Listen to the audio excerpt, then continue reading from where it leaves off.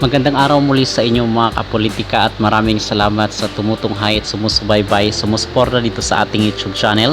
Kung kayo ay bago pa lang ay huwag kalimutang mag-like at mag-subscribe muna kayo para updated kayo sa mga latest issues.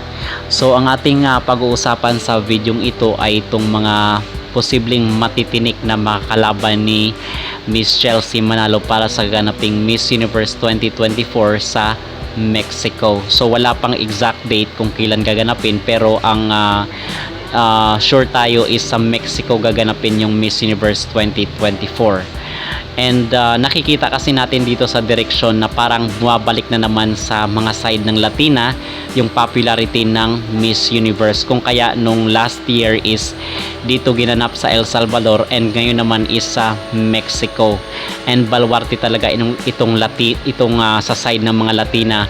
And kasi this past few years is yung mga nananalo is dito sa US, dito sa Africa, and sa Asia, and sa Europe. But right now is binabalik na yung popularity ng Miss Universe dito sa lugar ng mga Latina sa South America. And ating pag-uusapan kasi importante din ito.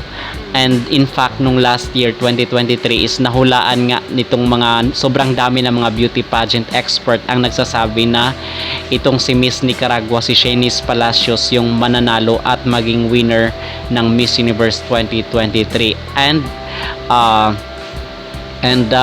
talagang siya nga naman yung naging winner at nag-uwi ng corona. Now, dito naman ating pag-uusapan yung mga posibleng mag-stand out at mag-perform. At atin din itong pinag-uusapan kasi para makapaghanda rin ang ating pambato na si Miss Chelsea Manalo, kasi undoubtedly is medyo maliit nga itong si Chelsea, nasa 5'7" or nasa 5'8" lang yung kanyang height. Compared mo dito sa mga kalaban ni Chelsea na for example itong sa Latin America, itong sa Colombia, itong sa Peru, sa Venezuela is sobrang matatangkad yung kanilang magiging pambato. So but who knows, 'di ba? Kasi itong kabatch ni Rachel Peters na kung saan is si nung batch ni Rachel Peters is maliit din yung naging winner, yung si South Africa, pero sobrang lakas din ng karisma. And sana yun ang mangyari dito kay Miss Chelsea Manalo doon sa Mexico, kasi baluarte talaga ito ng mga Latina. So ang nangunguna dito sa maging posible sa maging mahigpit na kalaban ni Chelsea Manalo ay itong si Miss Dominican Republic, si Celine Santos Frias. Undoubtedly isa talaga siya sa mga pinakamalakas, matangkad, and malakas yung charisma, and talagang Latina beauty talaga itong si Miss Dominican Republic. And gusto ko ring i-highlight itong si Miss Peru, kasi nitong nakarang araw is kinurunahan na siya bilang Miss Universe Peru, at ang kanyang pangalan ay si Tatiana Calmel. At hindi na rin siya newbie when it comes to beauty pageant. Actually batikan na nga siya. Isa siyang former Miss International second runner-up, isang 29 years old at isang Latina, at ipinanganak siya noong July 22, 1995. So nasa 29 years old lang itong si Miss Peru. At pangalawa naman itong si Miss Argentina. Hindi ako sure kung isa ba siyang trans, kasi merong nag-comment doon bakit malaki daw yung katawan niya, at ang sabi doon sa comment is baka isang trans daw itong si Miss Argentina. Hindi ko lang sure. Itong si Magali Beniham, and medyo malaki yung kanyang katawan. It's okay. So hindi ako masyadong dito, medyo hindi siya malakas siya, pero para sa akin is hindi siya yung hindi siya yung typical na nananalo sa Miss Universe, kasi parang brusko yung dating nitong si Miss Argentina. And itong si Venezuela, itong isang mother at kabatch ni Miss Gabriela Isler, isa rin ito sa pinakamalalakas na katunggali ni Miss Chelsea Manalo, and 28 years old lang itong si Iliana Marquez. Itong crowd favorite si Miss Ecuador is also an actress and Miss Grand Ecuador 2019, and hindi na rin siya baguhan when it comes to beauty pageant. And in fact doon sa Miss Grand 2019 is kasali siya sa top 10. Okay, so posibleng mag-stand out rin itong si Ecuador and itong si Miss Paraguay. Si Miss Paraguay is nasa 30s na siya, 32 years old. Ang kanyang pangalan is si Naomi Mendez, Dubai-based entrepreneur at lumaki sa Argentina. Pero yung side ng nanay niya is she is half Argentinian and half Paraguay, pero magiging representative siya ng Paraguay kasi yung mother side niya is taga Paraguay. At ang sabi niya yung mga culture niya daw is mostly Paraguayan, so naging representative siya ng Paraguay. At maganda yung kanyang story kasi nakipagsapalaran ito matapos siyang graduate doon sa college, is nakipagsapalaran itong si Miss Paraguay sa UAE or United Arab Emirates. And isa sa nakakagulat is yung trainer niya is yung runway expert na si Lo Sierra.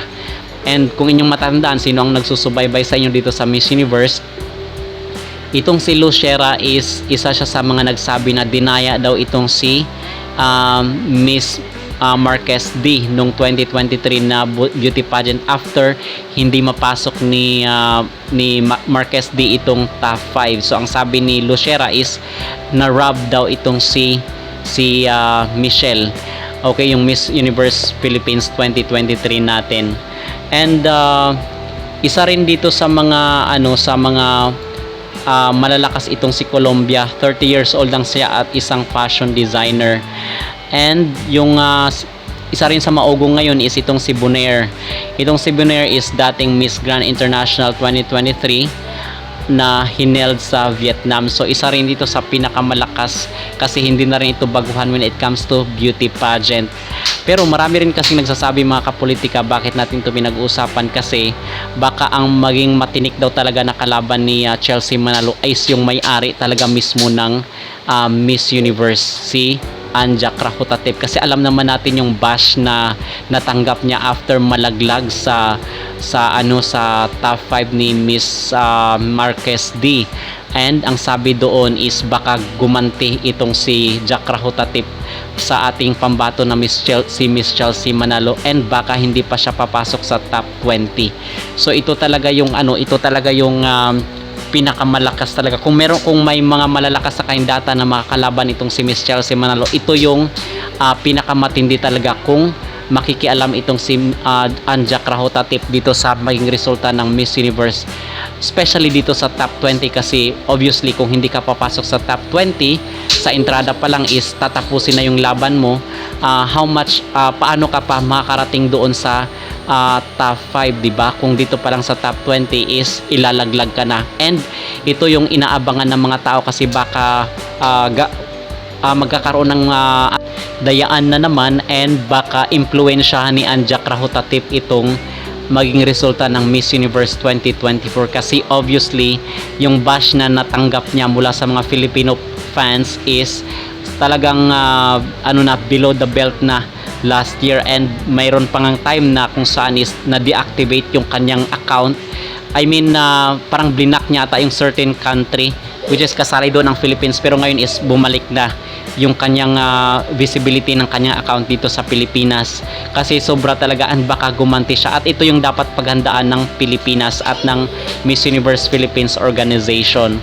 So far mga kapolitika, yun lang ang nakikita natin dito kasi yung ibang bansa is hindi pa nila pinakilala yung maging representative ng kanilang bansa dito sa Miss Universe 2024, especially itong USA, itong Mexico at itong Thailand. So yun ang ating aabangan at bibigyan ng update kayo from time to time. Maraming salamat, and huwag kalimutang mag-like at mag-subscribe kayo dito sa ating YouTube channel para updated kayo sa mga latest issues.